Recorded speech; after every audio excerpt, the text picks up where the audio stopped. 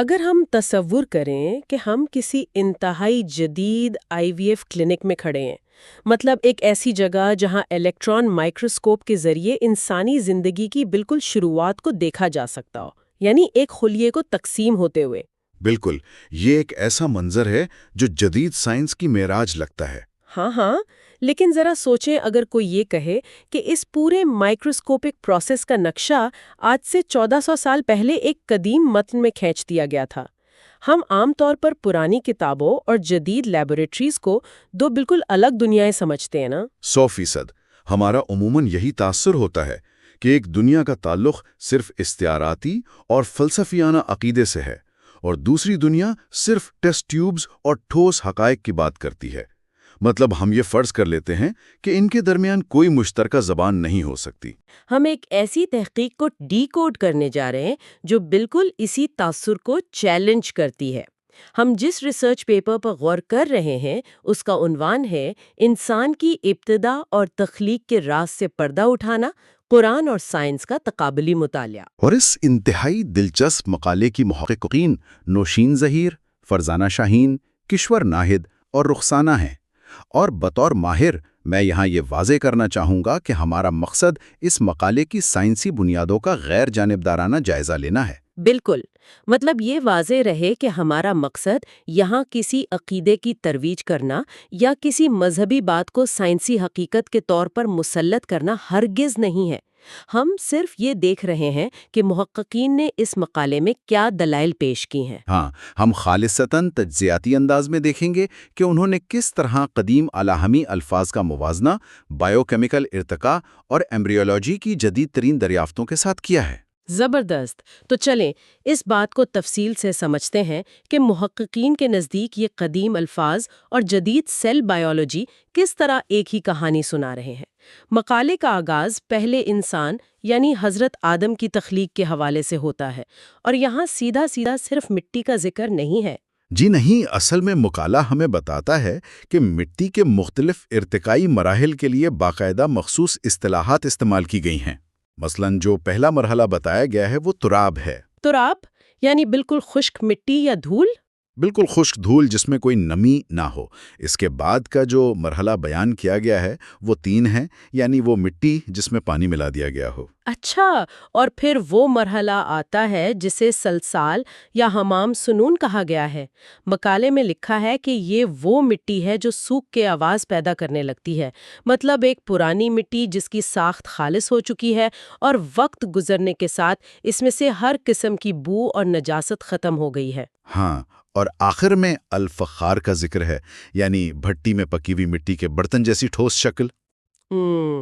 اب دیکھیں، اگر میں ان مراحل پر غور کروں تو یہ مجھے کسی ماہر باورچی کی شاندار ریسیپی کی طرح لگتے ہیں۔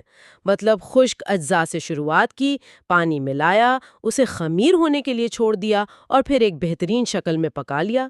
لیکن محققین اس قدیم بیانیے کو جدید بائیو کیمسٹری کے ساتھ کیسے جوڑتے ہیں؟ اس کے لیے محققین نے کیمیائی ارتقاء کی سائنس کا سہارا لیا ہے۔ انہوں نے خاص طور پر BS ہالڈین اور اوپارین کے نظریات کا حوالہ دیا ہے۔ اوپیرین کا نظریہ یہ وہی ہے نا جو زمین کے بالکل ابتدائی دور کی بات کرتا ہے؟ بالکل وہی۔ ہمیں زمین کے ابتدائی اور گرم ترین دور میں جانا ہوگا۔ اس وقت زمین پر کاربن زیادہ تر کاربائڈز کی شکل میں موجود تھا۔ یہ کاربائڈز دراصل کاربن اور کسی کم الیکٹرو نیگیٹو عنصر کا مرکب ہوتے ہیں۔ تھوڑا رکیے، میں یہاں کیمسٹری کو تھوڑا اور واضح کرنا چاہوں گی۔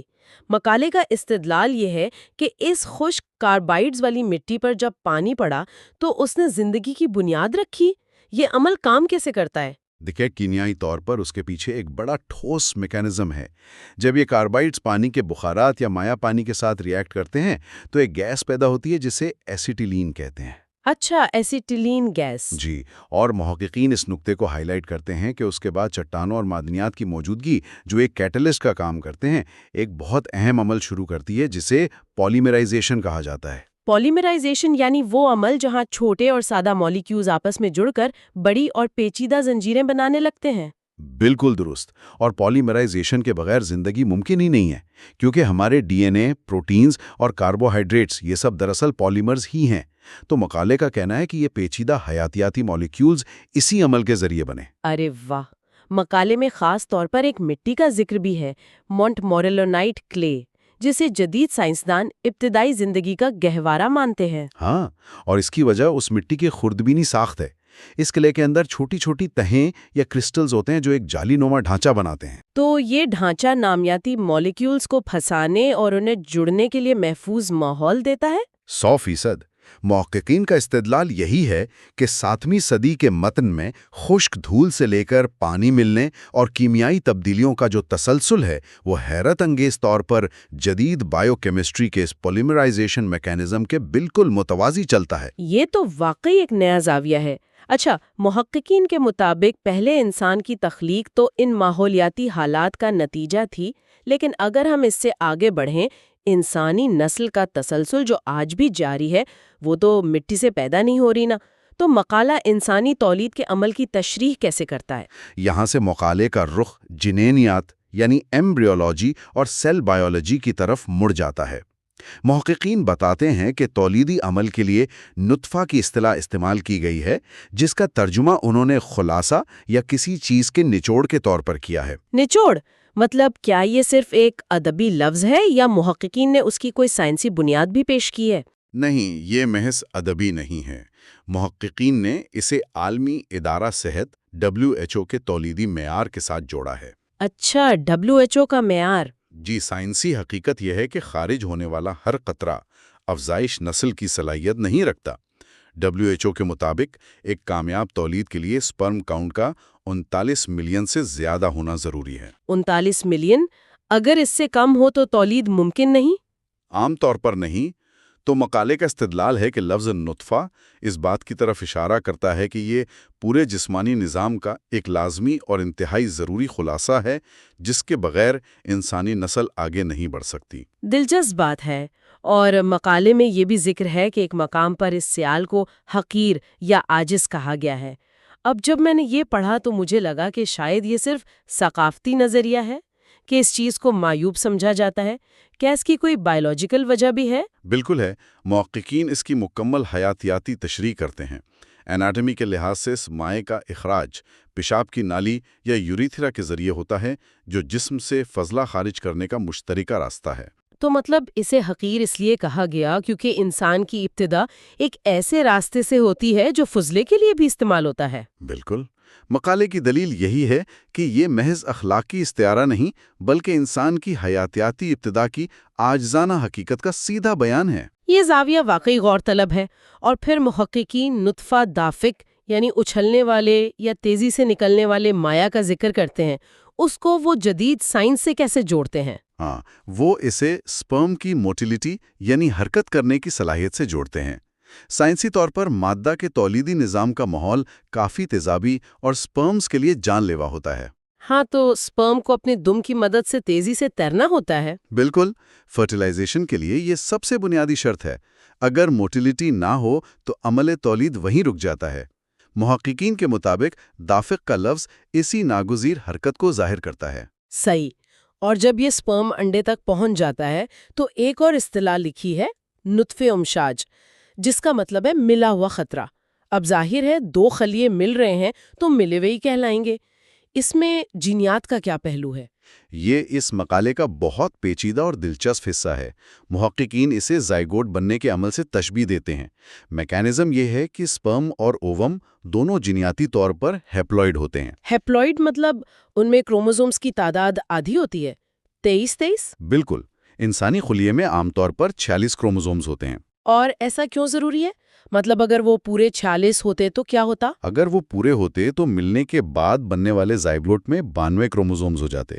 اس سے پورا جینیاتی نظام کریش کر جاتا۔ ارے باپ رے، زندگی کا وجود ہی ناممکن ہو جاتا۔ ہاں، تو مقالے کا نقطہ یہ ہے کہ امشاج کا تصور دراصل اس لمحے کو بیان کرتا ہے جب یہ 2 آدھے خلیات مل کر دوبارہ ایک ڈپلوئڈ یعنی مکمل خلیہ بناتے ہیں اور 40 کروموزومز کا بلو پرنٹ تیار ہو جاتا ہے۔ زبردست۔ تو اب ہمارے پاس ایک زائگوٹ ہے جسے معلوم ہے کہ اسے ایک انسان بننا ہے، لیکن اب اسے کہیں جا کر جڑنا ہے، نشو و نما پانی ہے۔ مقالے میں قرآنی الفاظ قرار مکین کا حوالہ دیا گیا ہے، یعنی ایک محفوظ ٹھکانہ۔ جی ہاں، قرار مکین۔ تو سوال یہ پیدا ہوتا ہے کہ جدید ایمبریولوجی اس محفوظ ٹھکانے کی تصدیق کیسے کرتی ہے، کیونکہ حمل کا عمل تو بہت نازک ہوتا ہے۔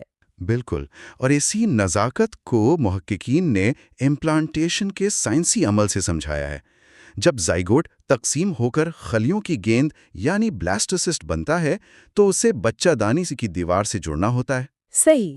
اور اس عمل میں مقالے نے ایک خوردبینی ساخت پر بہت زور دیا ہے جسے پائنوپورٹس کہتے ہیں۔ ہاں، پائنوپورٹس، اسے سمجھنے کے لیے آؤ اگر ہم ایک تشبیہ پر غور کریں تو یہ ایسا ہے جیسے خلا میں ایک چھوٹا سا خلائی جہاز ایک اسپیس اسٹیشن کے ساتھ ڈاکنگ کرنے جا رہا ہو۔ یہ بڑی بہترین تشبیہ ہے، واقعی یہ ڈاکنگ پورٹس کی طرح کام کرتے ہیں۔ اور یہ عمل اتنا حساس ہے کہ اگر زاویہ ذرا سا بھی غلط ہو تو جہاز خلا میں کھو جائے گا۔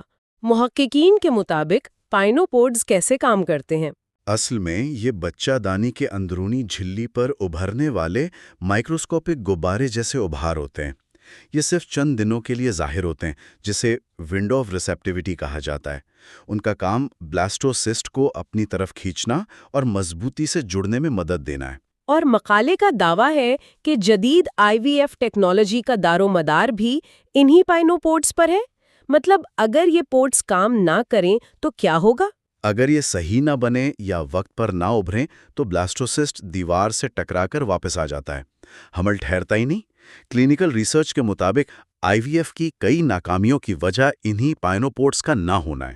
تو مقالے کی دلیل یہ ہے کہ قدیم متن میں قرارِ مکین کی اصطلاح اس مائکروسکوپک ڈاکنگ سسٹم کی عکاسی کرتی ہے۔ بالکل ایسا ہی ہے۔ اچھا، تو اب ہمارا خلائی جہاز کامیابی سے ڈاک ہو چکا ہے۔ اب اصل تبدیلی کا وقت آتا ہے۔ ایک خلیاتی گیند انسانی شکل کیسے اختیار کرتی ہے؟ مقالے میں اس مرحلے کو علقہ کے لفظ سے بیان کیا گیا ہے۔ جی، اور اس کے 3 الگ الگ معنی پیش کیے گئے ہیں: جمع ہوا خون، جونک اور لٹکتی ہوئی چیز۔ مجھے تھوڑا کنفیوز مت کیجیے گا، ایک ترقی کرتا ہوا ایمبریو جمے ہوئے خون جیسا کیسے ہو سکتا ہے؟ محققین اس کی وضاحت تیسرے ہفتے کی ایمبریولوجی سے کرتے ہیں۔ اس وقت ایمبریو کی ایک تہ میزوڈرم کے اندر خون کی نالیاں بننا شروع ہوتی ہیں۔ ایک پروٹین ہوتا ہے FGF2۔ اچھا۔ وہ خون کے خلیات بننے کے عمل کو تیز کر دیتا ہے۔ چونکہ اس وقت دوران خون شروع نہیں ہوا ہوتا تو ظاہری شکل جمے ہوئے خون جیسی نظر آتی ہے۔ چلے، ظاہری شکل تو سمجھ آ گئی، لیکن دوسرا مطلب جونک بتایا گیا ہے۔ یہ تھوڑا عجیب اور ناگوار لگتا ہے کہ ایمبریو کو ایک پیراسائٹ سے تشبیہ دی جائے۔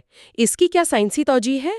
دیکھیں، محققین کہتے ہیں کہ یہ تشبیہ حیاتیاتی لحاظ سے بالکل درست ہے۔ ایمبریو کی بیرونی تہہ میں کچھ خلیات ہوتے ہیں جنہیں سنسیشیو ٹروفوبلاسٹ کہا جاتا ہے۔ یہ خلیات جونک کے دانتوں کی طرح دیوار کو کاٹ کر اندر دھنس جاتے ہیں اور ماں کے خون سے غذائیت چوستے ہیں۔ ارے واہ! مطلب یہ بالکل ایک جونک کی طرح کام کر رہے ہوتے ہیں؟ بالکل، میکینیکل اور بائیولوجیکل دونوں طرح سے۔ اور تیسرا معنی جو لٹکتی ہوئی چیز کا تھا وہ اس لیے ہے کیونکہ ایمبریو ایک کنیکٹنگ اسٹاک کے ذریعے بچہ دانی میں لٹک رہا ہوتا ہے جو بعد میں ناف کی نال بنتی ہے۔ صحیح۔ اس کے بعد مقالے میں مضغہ کا ذکر آتا ہے، یعنی چبایا ہوا گوشت۔ جب میں مقالہ پڑھ رہی تھی تو مجھے پروفیسر کیتھ مور کے تجربے کے بارے میں جان کر بڑی حیرت ہوئی۔ مطلب ایک انیٹمسٹ اور لیبارٹری میں ایسا عملی تجربہ؟ ہاں، یہ واقعہ بہت مشہور ہے۔ پروفیسر کیتھ مور نے جب پڑھا کہ ایمبریو کو چبایا ہوا گوشت کہا گیا ہے تو انہوں نے پلاسٹر کا ایک ٹکڑا لیا جو ایمبریو کے سائز کا تھا اور اسے دانتوں کے درمیان رکھ کر چبا لیا۔ پہلی بار سننے میں تو یہ کسی سائنسدان کے لیے بڑا غیر روایتی لگتا ہے۔ وہ اس سے ثابت کیا کرنا چاہتے تھے؟ وہ ایمبریو پر موجود سومائٹس کی ساخت کا تجزیہ کر رہے تھے۔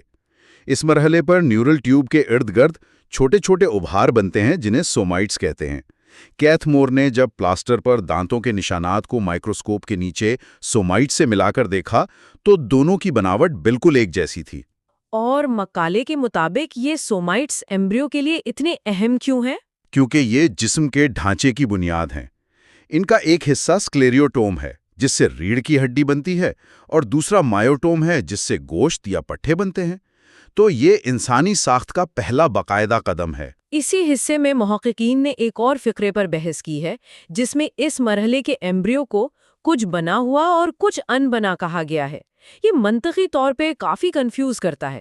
ایک چیز ایک ہی وقت میں بنی اور ان بنی کیسے ہو سکتی ہے؟ محققین اسے ایمبریولوجی کے اصول سیل ڈفرینسیشن سے سمجھاتے ہیں۔ یہ وہ وقت ہے جب خلیات کو ذمہ داریاں مل رہی ہوتی ہیں۔ مثال کے طور پر 22ویں دن کے قریب کان کی بنیاد بننا شروع ہو جاتی ہے اور آنکھ بھی بننے لگتی ہے۔ یعنی کچھ خلیات میں اپنا راستہ چن لیا ہے۔ یہ بنا ہوا حصہ ہے۔ اچھا، اور جو خلیات ابھی تبدیل نہیں ہوئے وہ ان بنا حصہ ہے؟ بالکل، بے شمار خلیات سٹیم سیلز کی حالت میں ہوتے ہیں۔ انہیں ابھی ہدایت نہیں ملی ہوتی کہ انہیں جگر بننا ہے یا دل۔ تو مقالے کی دلیل یہ ہے کہ یہ اصطلاح خلیاتی سطح پر ہونے والی اسی ڈفرینسیشن کی سائنسی تصویر کشی ہے۔ تو اگر ہم آج کی اس پوری بحث کو سمیٹیں، محققین نے اس مقالے میں یہ کیس پیش کیا ہے کہ کس طرح قدیم متن اور جدید سائنس متوازی چلتے ہیں۔ مطلب مٹی سے لے کر کیمیائی ارتقاء، پھر تولیدی نچوڑ اور زائگوٹ پائنوپوڈز کی ڈاکنگ اور جونک اور سومائٹس کے مراحل۔ اور اس تجزیے سے محققین جو سب سے اہم نقطہ نکالتے ہیں وہ یہ ہے کہ مختلف ادوار اور زاویوں سے حاصل ہونے والے علم کو ایک دوسرے کے خلاف کھڑا کرنے کی ضرورت نہیں ہے۔ صحیح۔ مقالے کی دلیل ہے کہ فلسفیانہ انداز اور مائکروسکوپک تجزیہ دونوں بعض اوقات ایک ہی پیچیدہ حیاتیاتی حقیقت کو بیان کر رہے ہوتے ہیں۔ بالکل، اور اس تجزیے نے ایک بہت ہی گہرا سوال چھوڑ دیا ہے جس پر ہم سب کو غور کرنا چاہیے۔ محققین نے دکھایا کہ کس طرح صدیوں پرانے استعارے جدید ایمبریولوجی اور IVF جیسی ٹیکنالوجی سے اتنا گہرا تعلق ظاہر کر سکتے ہیں۔ جی واقعی، یہ بہت حیران کن ہے۔ تو یہ سوچنے والی بات ہے کہ اگر محققین کا یہ استدلال درست ہے تو انسانی تاریخ اور قدیم تہذیبوں کے متون میں اور کتنے ایسے سائنسی راز چھپے ہو سکتے ہیں۔ کیا یہ ممکن ہے کہ پرانے اوراق میں قدرت کی مزید پیچیدہ حقائق موجود ہوں جو بس اس وقت کا انتظار کر رہے ہوں جب ہماری ٹیکنالوجی اتنی ترقی کر جائے کہ ہم ان الفاظ کا اصل مطلب سمجھ سکیں؟ یہ واقعی ایک زبردست خیال ہے۔ علم کی سرحدیں تو ہمیشہ پھیلتی ہی رہتی ہیں۔ اور اسی تجسس اور سوال کے ساتھ ہم آج کا یہ تفصیلی جائزہ یہیں مکمل کرتے ہیں۔ ہمیں امید ہے کہ یہ معلومات سب کے لیے اتنی ہی دلچسپ رہی ہوں گی جتنی ہمارے لیے تھیں۔ سوچتے رہیے، سوال کرتے رہیے، کیونکہ کون جانتا ہے کہ اگلی بڑی سائنسی دریافت کسی لیبارٹری سے ملے گی یا کسی